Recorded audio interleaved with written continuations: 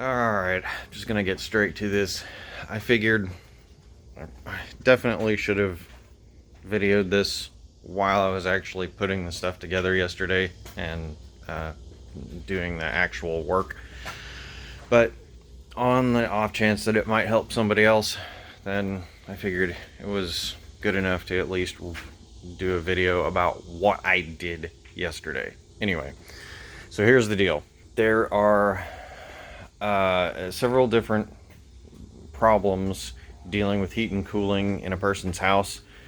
Insulation problems with the walls. And yeah, I just tried to swat a wasp with my phone. Sorry about that. Anyway, so when dealing with heating and cooling in a person's house, there's a lot of different issues. Obviously, windows are a big deal. If you don't have double paned windows with an air gap in them, you're going to be leaking heat and cold. Actually, I guess would be just heat both ways, but anyway, whatever. The point being, the biggest issue for heating and cooling is generally the attic. It's, obviously it's going to be your biggest source of heat loss. There's generally really only one easy way to deal with it, and that is to put lots and lots of insulation up in your attic, thereby slowing down the heat transfer process. Another thing that people generally do to cool their houses off is to install an attic fan. Of course, generally when you're doing this, it's something where you're not using central air and you're not using an air conditioner. But, if you don't have the money to do stuff like that, then, your option, the cheap way, would be to install just a simple attic fan, just a whole house type unit. In the situation that I'm in, I do have central air, but I'm still trying to lower my heating bill, and the surface area of my attic is reasonably big, so I don't really want to spend a huge amount of money insulating the attic. It's got a decent amount. It's probably about an R30, I believe, somewhere in that order. But to really properly insulate it, I need to bring it up to about an R60, and so I need to basically just double the amount of insulation that I have. Well, that's pretty expensive, and I don't want to spend that much money doing something like that right now. So I was up in the attic kind of looking around, seeing how, what I could do, so on and so forth. Well, it dawned on me what I needed to do is somehow pressurize my attic. Now, to start things off, the attic is not vented from the side of the house up in the attic area like some houses are. The house that I have is vented all along the eaves of the house. As a matter of fact, since I'm standing outside, this venting right up here, it's all the way around my house. So if it gets super hot, which it does in the summer quite a lot, it obviously increases the pressure in the attic, and then that is a method that the attic has to release some of the excess pressure. What I was thinking is I needed a way to get cooler air up into my attic and do it with enough force that it would create at least a slightly positive pressure situation, which would then force the hot air to start venting out all around the eaves. So I started thinking about that. I didn't want to install an attic fan because I have central air. I do have two different access ports into my attic. One is inside my house and the other is inside my garage. Well, obviously, I don't have the garage as part of my cooling area, so it is just whatever temperature it happens to be. I started doing a little bit of investigation and found out that generally inside my garage, it is insulated all the way around. So it's generally cooler in the garage than it is outside. Obviously, it's generally cooler outside, even in direct sunlight, than it is up in the attic. Once it gets hot up there, it's very hot. So I came to the conclusion what I needed to do is somehow figure out a way of putting a fan into the entryway to the attic that was in my garage. And I could just leave that running however long I wanted to, but I did not want to permanently convert it into an attic fan type area. I wanted to be able to still access it. So then I decided I needed to basically figure out a way to create that positive pressure situation. So let me go show you what it's like in that excess port. All right, so now I'm here out in my garage. Let me flip this around. So I've already got the ladder in place. It's just a simple access way. And all this is just a piece of sheetrock that gets lifted up and slid out of the way. And then I have access to my attic. Real simple situation. Slide this back in place.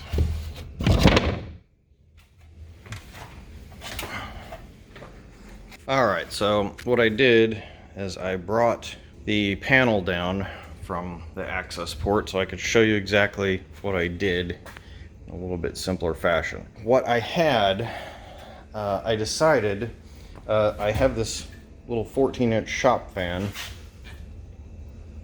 just a simple high flow unit. It does have some a mount to set it on, but it was easy enough to detach, and it is capable of blasting a huge amount of air.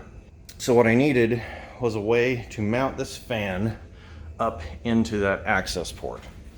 And what becomes very obvious when you look at this fan, you have these little lips on the front and back edge.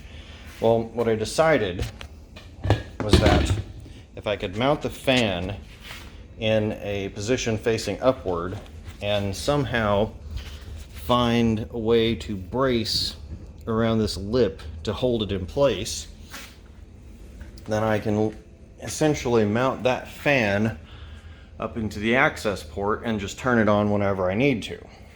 And what I needed, of course, when I was talking earlier, I needed a way that I could mount it that could also be removed. Well, this was my solution. Set this out of the way. This was my solution. What I did is I cut out a square piece of plywood. This is just a 1/2-inch sheet of plywood that I used, nothing special. Then I marked out where these 2x4s needed to be in reference to how this lip is around the edge, so that when I mount this fan in, that lip sets over top of where these 2x4s are on both sides, and it holds it in place. Then it was a simple matter. I say simple, but it actually wasn't that simple because I didn't have the proper tools. What I did is I marked out, well, let me just go ahead and put this back together. Okay, so I marked out where the outer edge, this outer lip of the edge of the fan was, and then I measured in on how deep the lip of this fan is, and then inside all the way around I marked the inner edge of the lip of the fan, and obviously marked out all those measurements across. Then I took a saw. Obviously I cut out the entire square first, then marked all of this stuff, then came in, cut into here, and then across the top I cut straight across over into here. Then I came in, and since I didn't have a router, but I did happen to have a Dremel tool, I used a routing bit for it, and I can tell you right now, Dremels do not make good routers, but they will work in a pinch. I went and routed out all along the edge, and oh, I also did not have a jigsaw, so that was not an option either. I cut all the rest of this circle out to get it out of the way. So I just had these two pieces that were cut out in this sort of shape. Then I went, of course I had already marked out where I needed these 2x4s to set. Right along here you can barely see that mark. I flip this over, and then I put a screw in here, and then 2 screws in on the other side to hold this securely. Did the same thing to the other half. And you can see, if I can ever get it together, this is how it fits together. So what this does when I put it up into the attic, I slip one plate in at first, then I push the fan up into it and set the lip on top of one side and hold that in place, and then slide the other side down in, sort of underneath this, and wedge it in until I get both of the sides in place, and it slips down into that and fits securely. Let me crawl back up here real quick. I'll show you exactly what I mean by that. If you look, there's a little lip. Let me just go the rest of the way up here. It is hot. Okay, so if you look, there's a little lip, and this lip goes all the way around. That's what the piece of sheetrock sits on top of. Well, that's also what my new Pseudo attic fan mount sits on top of. And so let me just show you this first half real quick. So if I were to take this over here, I'll show you exactly how it mounts up in there. As you'll see, that lip hangs just over the side of where the 2x4 is, and so the fan sits in there. And because I cut around the edge of the fan, the circumference, then it doesn't move around, so it won't accidentally slip off the lip. Now if I go ahead and put these in place. All right, so I cheated just a little bit since I'm holding the phone. Not gonna be able to do this with the fan, but I take these pieces,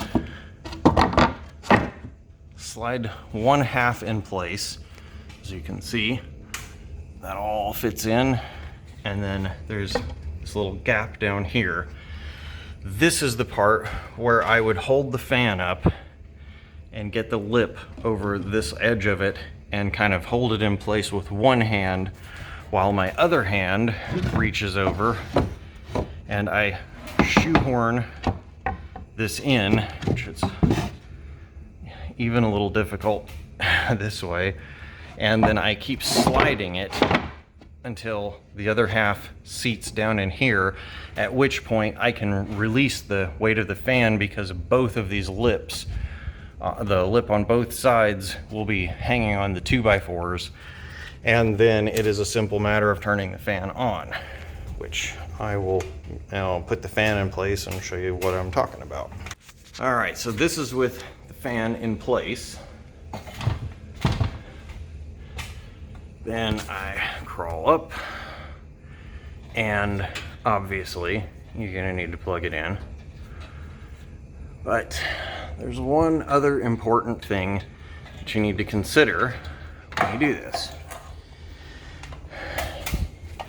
All right, so obviously I could just take this cord and plug it into the extension cord down here, which I already have in place. But you don't want to do that. That's actually a really bad idea because it puts unnecessary strain on the cable, which will cause it to wear out faster than it should. So you're going to want to put in some way to deal a little bit, at the very least, of stress relief. And what I'm doing is just simply leaving my ladder in place. And I pull up enough cable. Sorry about that phone. Pull up enough cable so that I can make a bit of a loop here at the top. And I don't want to do it just at the top because that's going to put unnecessary strain at the top, which is why I looped it around here also. So we have a little bit of strain relief here. It's only holding about maybe 3 feet of cable, so it's not very much weight.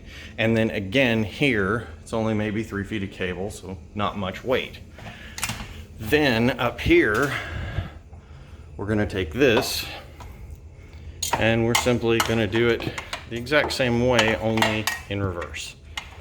So I wrap this around, loop it through so it won't fall, and sorry about this. Plug it in, and we're connected. Then it's a simple matter of just turning the fan on.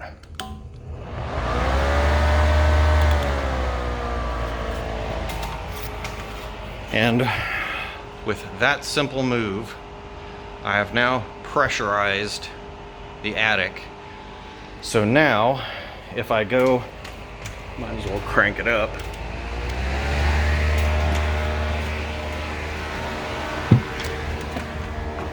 It's probably quite loud. Sorry about that. But if I go out here now, where these vents are in the eaves, there is a very, very slight breeze coming out of those vents all the way around the eaves of the house, all the way around. So that was my simple and cheap solution.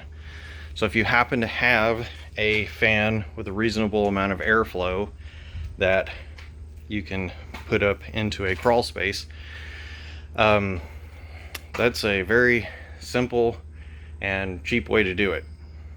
You can pressurize your crawl space, the air you're pushing up into it, assuming it's going to be similar to what I have in my garage, which is hot, but it's not as hot as it is in direct sunlight, and it's definitely not as hot as it is up actually in the attic.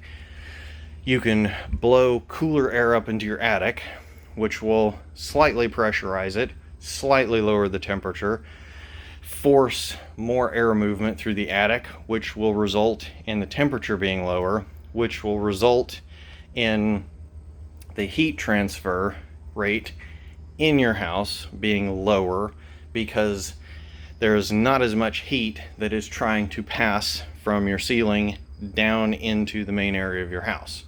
And overall, since a fan is much, much cheaper to run than a cooling unit, AC or central air or whatever it happens to be, then you're going to end up saving electricity. So hopefully this helps somebody. Later.